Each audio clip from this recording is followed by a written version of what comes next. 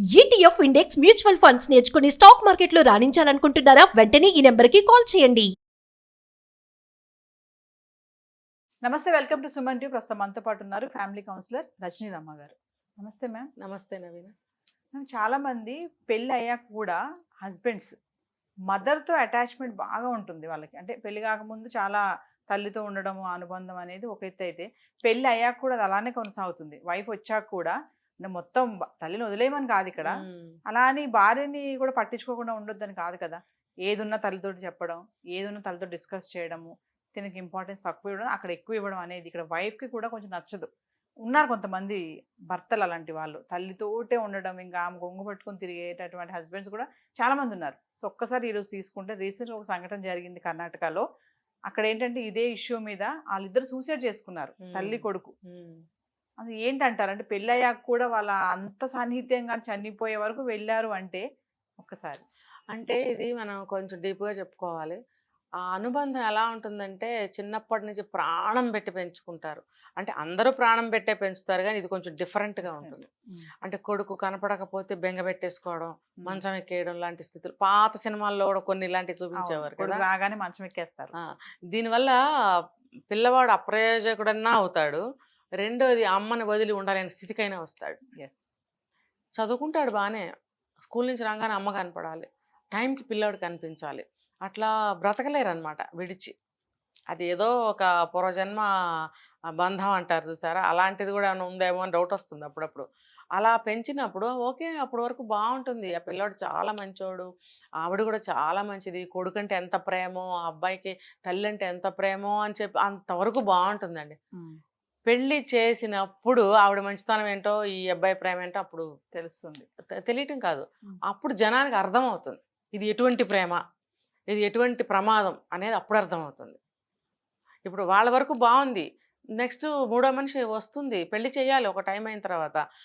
ఆవిడకి కూడా తెలియని విషయం ఏంటంటే, పెళ్లి చేస్తే నేను ఇప్పుడు వాళ్ళిద్దరిని వదలవలసి వస్తుంది, అలా కనుక మా అబ్బాయి అమ్మాయితో ఉంటే నేను బ్రతకలేను అనేది ఆవిడకి కూడా తెలియకుండానే పెళ్లి చేస్తుంది అనుకోండి. అదే సిచ్యువేషన్ ఆ అబ్బాయికి కూడా. అందరిలాగా పెళ్లి చేసుకోవాలి, కోరికలు ఉంటాయి కదా, భార్యతో తిరగాలి, ఒక అందరిలాగా సినిమాకి వెళ్ళాలి, ఫిజికల్ నీడ్స్ ఇవన్నీ ఉంటాయి కాబట్టి పెళ్లి యాక్సెప్ట్ చేస్తారు, పెళ్లి చేసుకుంటారు. అప్పుడు ఆ అబ్బాయికి కూడా తెలియని విషయం ఇదే.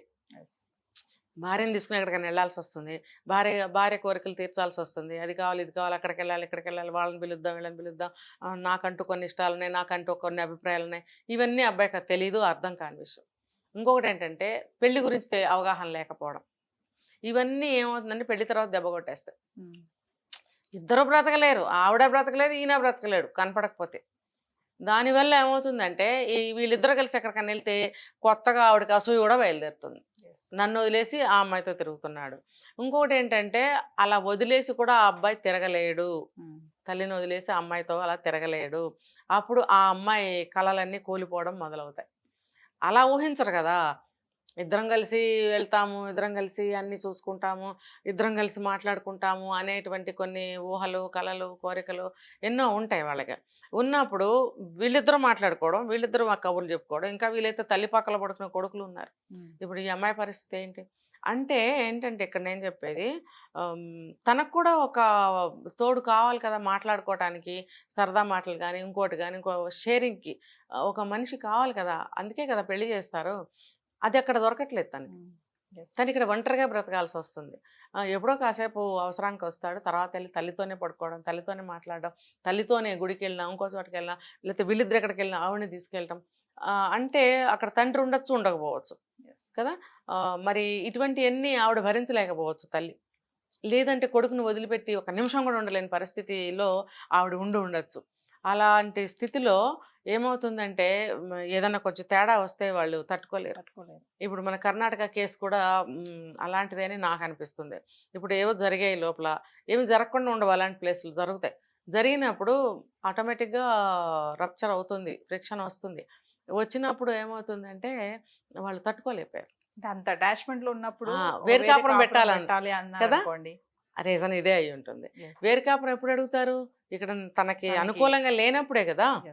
ఆవిడ తండ్రి లేని, అదే అబ్బాయి తండ్రి లేడు, అత్తగారు ఒక్కటే ఉంది. అలాంటప్పుడు వేరు కాపురం పెట్టమని ఎందుకంటుందంటే ఆవిడకి ఆ అమ్మాయికి ఏదో టూ మచ్గా ఉన్నాయి ఇక్కడ విషయాలు.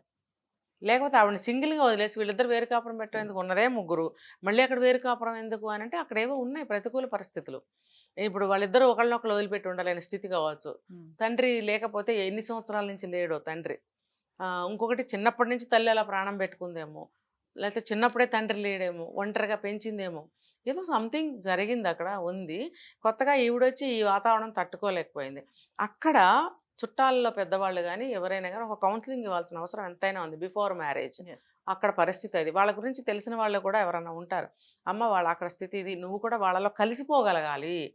కలిసిపోయి నువ్వు కూడా ఆ అబ్బాయి అంతటి ప్రేమ ఆవిడకి ఇచ్చినట్టయితే మీ ఇల్లు స్వర్గంలాగా బాగుంటుంది. అలాగే ఆ తల్లికి కూడా అంత పెద్దవాడికి ఎవరు కౌన్సిలింగ్ ఇస్తారు, తెలుసుకోవాలి. లేకపోతే ఉంటారు కదా పెద్దవాళ్ళు, అక్కలో అన్నలో, అమ్మ నువ్వు జాగ్రత్త, వచ్చే కోడలతో నువ్వు కూడా అలా కలిసిపోయి ఉండాలి, లేకపోతే అమ్మాయి కూడా ఫీల్ అవుతుంది అనేటువంటి మాటలు బంధువులు చెప్పాలి. మరి ఈ రోజుల్లో బంధువులు ఎలా ఉన్నారో మరి మనకి చెప్పలేకపోతున్నాం కదా. కొంతమంది బంధువులు బాగానే ఉన్నారు, కొంతమంది బాగలేరు. మరి బాగలేని వాళ్ళు చెప్పరు కదా, బాగున్న వాళ్ళు కూడా ఇలాంటివి చెప్పరు కదా. అలాంటప్పుడు ఇగో ఈ సిచ్యువేషన్ జరిగిందని నేను అనుకుంటున్నాను. సో ఆ అమ్మాయి వేరు కాపురం పెట్టమనగానే వీళ్ళిద్దరికి ఏదో బంధం తెంపేసినట్టు బాధపడి ఇప్పుడు చెప్తున్నారు కదా చాలా మంది. భార్య కనుక ఇలాంటి మాటలు మాట్లాడితే నిస్సందేహంగా ఇంట్లోంచి గెంటేయండి, చట్టాలు కూడా వస్తున్నాయి, గెంటేయండి, తల్లిదండ్రులు ఇంపార్టెంట్ అని అంటున్నారు కదా. అలాంటివి కూడా బాగా ఎక్కించుకున్న వాళ్ళు అయి ఉంటారు ఇలాంటి వాళ్ళు. సో ఏం చేశారంటే ఆ అమ్మాయిని మనం ఎందుకు ఏం చేయాలి, వదిలేయాలాగా, మనమే వెళ్ళిపోదాం ఈ ప్రపంచంలో నుంచి అని ఒక నిర్ణయం తీసుకున్నారా అని నాకు అనిపిస్తుంది. వీళ్ళిద్దరు ఇక్కడ బాండింగ్ ఇలా ఉంది కాబట్టి తల్లి కొడుకు ఓకే మేడం. కానీ కొన్ని చోట్ల చూసుకుంటే అత్తగారులు కొంచెం రివర్స్ కూడా ఉంటున్నారు కదా, భార్య వైపు మొగ్గు చూపకుండా నా వైపే ఉండాలని కేటగిరీ అత్తలు కూడా ఉన్నారు ఉంటున్నారు. అప్పటికి అప్పుడేమవుతుంది, కేసులు అప్పుడు కేసులు వేయటము ఇంకా చాలా చాలా జరుగుతున్నాయి. మొత్తం ఫ్యామిలీని తీసుకెళ్ళి అరెస్ట్ చేయడము ఇవన్నీ జరుగుతున్నాయి. అలానూ ఉండద్దు, ఇలానూ ఉండద్దు. ఇప్పుడు కోడలెళ్ళి కేసులు పెట్టి వీళ్ళందరినీ వీధికి లాగి అల్లరి చేస్తే కూడా మంచిది కాదు, మరి ఇలా చేస్తే కూడా మంచిది కాదు. హస్బెండ్స్ కూడా కొంతమంది ఉన్నారు కదా మేడం, తల్లి మాటే వినడము, ఏదైనా తల్లికే చెప్పడం, సలహా తల్లిని అడగడము, అదే మంచి చెడు అన్ని తల్లితో. అదే ఇప్పుడు నేను చెప్పింది అందులోకే వస్తుంది. అలా ఉన్న పిల్లలు ప్రతి ఒక్కటి అమ్మకే చెప్తారు. అమ్మ నేను వెళ్ళి భార్యతో ఇవాళ ఇలాగా ఉన్నాను సెక్సువల్గా అని చెప్పే కొడుకులు కూడా ఉన్నారు, ఖచ్చితంగా ఉన్నారు. అది కూడా తల్లికి చెప్తారు. అంటే ఏంటంటే తల్లి కదా అరమరికలు ఉండవు చెప్పచ్చు అనుకున్న పెంపకంలో పెరిగారు.